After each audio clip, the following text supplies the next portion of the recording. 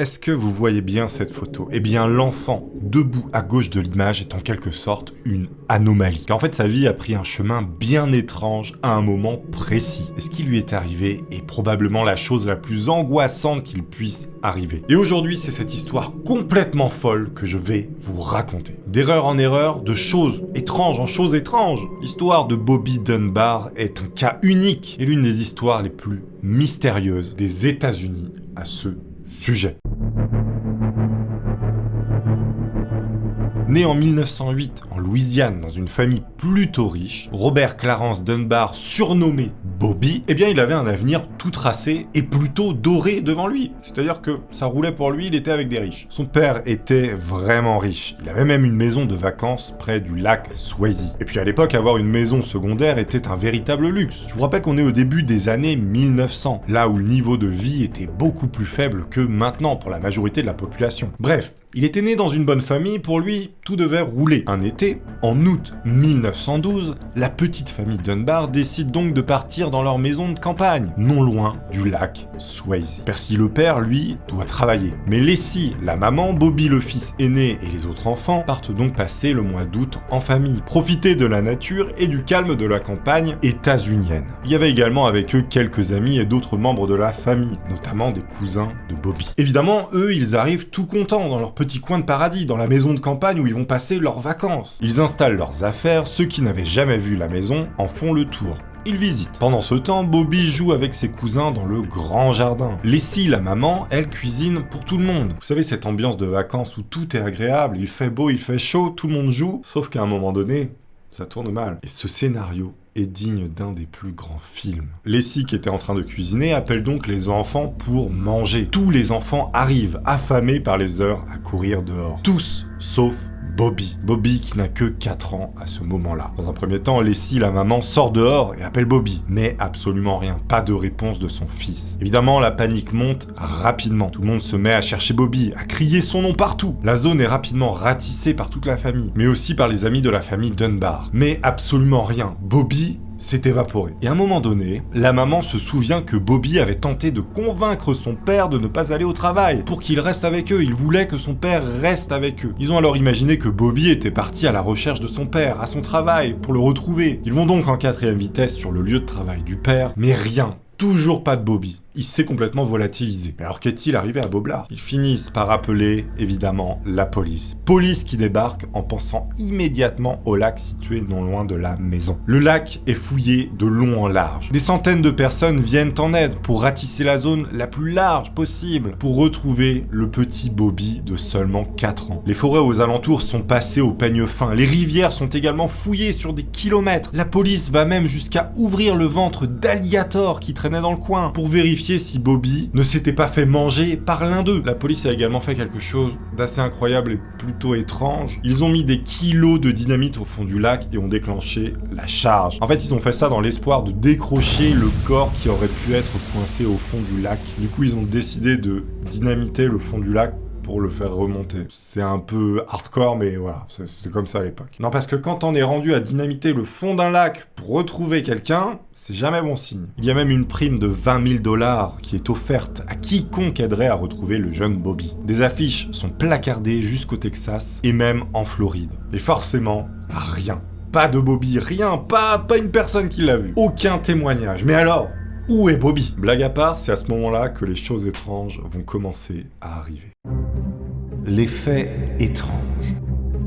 Le temps passe. Aucune trace de Bobby, toujours aucun témoignage. Des jours s'écoulent, puis des semaines et enfin des mois pour arriver en avril 1913. 8 mois après la disparition du jeune garçon. On peut imaginer le désespoir des parents qui pendant 8 mois espèrent le retrouver, au moins savoir ce qui lui est arrivé. La police a repéré un garçon qui ressemble trait pour trait à Bobby. Sauf que ce garçon, il est au Mississippi, donc plutôt loin de là où il a disparu comme vous pouvez le voir sur la carte. La police va donc voir le garçon qui ressemble très étrangement à Bobby. Il accompagne un homme. Cet homme, c'est un nomade. Il vit dans une roulotte et sillonne le pays pour accorder des instruments de musique. Et ce mec-là, il s'appelle William Cantwell. Évidemment, la police demande à William, accompagné de l'enfant ressemblant à Bobby, qui est justement cet enfant qui l'accompagne. Pourquoi ce gamin est avec lui? C'est bizarre, hein, la police se demande. Mais ils sont pas sûrs que ce soit Bobby. Sauf que cet homme qui accompagne l'enfant est totalement affirmatif. Il ne s'agit pas d'un quelconque Bobby, mais bien de son neveu, le fils de son frère et de Julian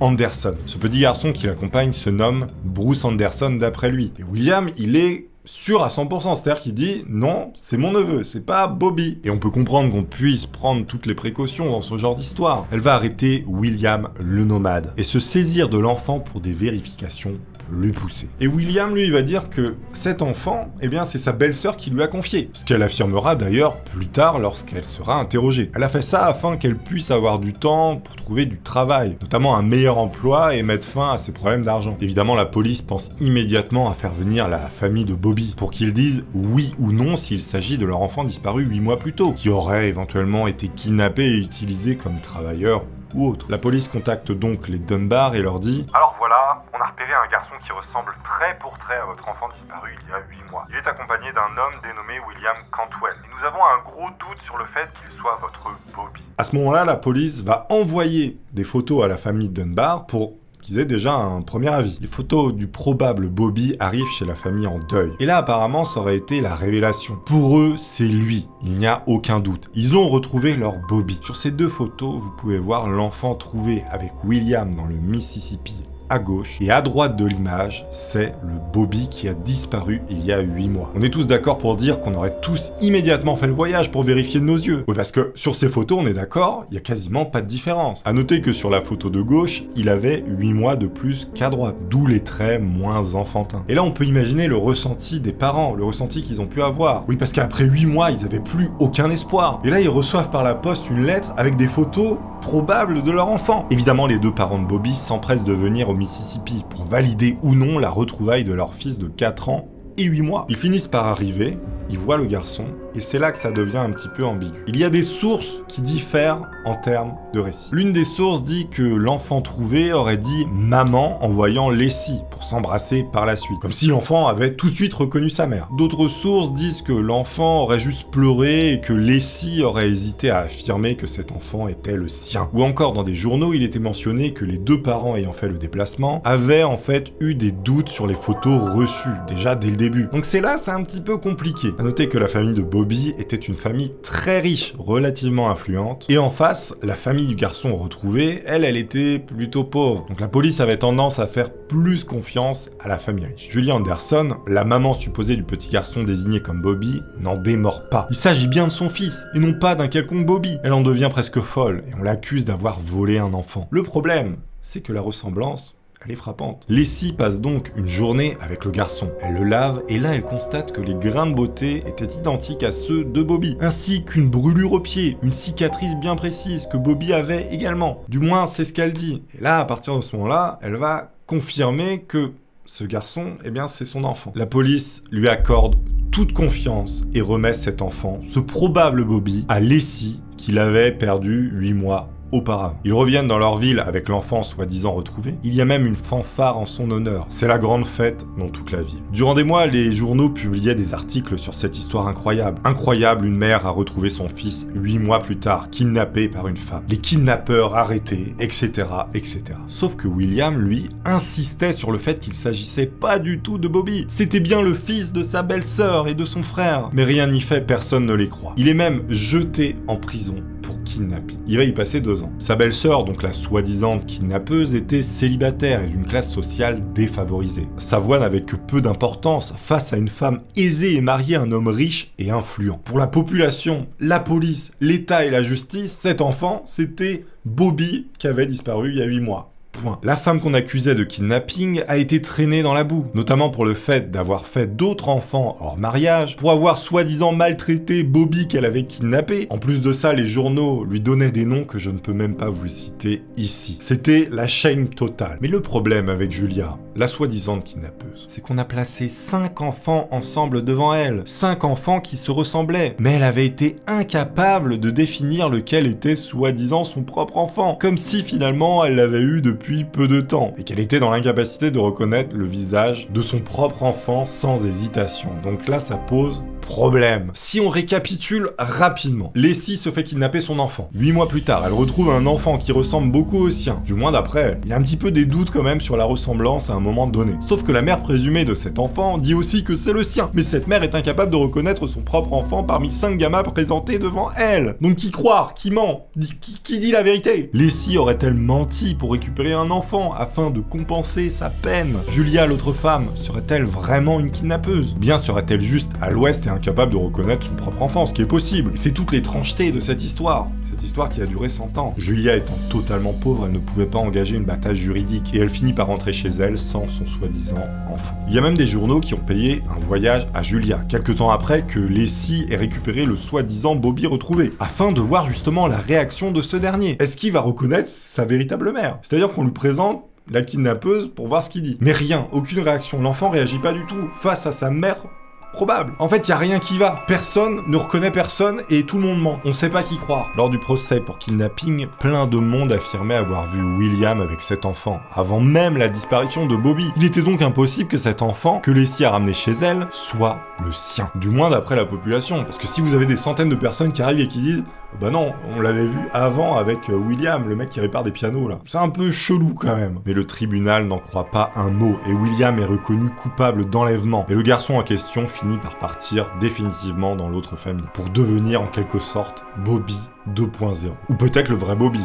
On ne sait pas. Bon après, tout le monde a fait plus ou moins sa petite vie et a eu des descendants. Le garçon qui avait changé de famille, lui aussi. Il décédera en 1966 d'une maladie cardiaque. Comme je vous l'ai dit, on parle ici d'une histoire qui a plus de 100 ans. Et figurez-vous qu'en 2004, la science a fait des progrès, notamment sur l'ADN. Un journaliste d'une agence de presse américaine est allé voir les descendants des Dunbar. Les descendants du soi-disant Bobby. C'est censé être Bobby Dunbar, génétiquement. Et justement, l'un d'eux a accepté de passer un test ADN pour mettre la lumière, une bonne fois pour toutes, sur cette incroyable affaire. On teste donc l'ADN du soi-disant Bobby, descendant de Bobby. Oui, parce qu'en fait, il s'appelle Bobby Junior aussi. En fait, on teste le petit-fils de Bobby. C'est-à-dire que c'est son grand-père qui avait été changé de famille. Je resitue parce que, bon, comme je vous l'ai dit, on teste l'ADN du descendant de Bobby Dunbar. On le compare d'ailleurs à un de ses cousins pour voir s'il partage du génome. Et non, ce qui veut dire que cet enfant n'était pas le vrai Bobby. Il a en quelque sorte été enlevé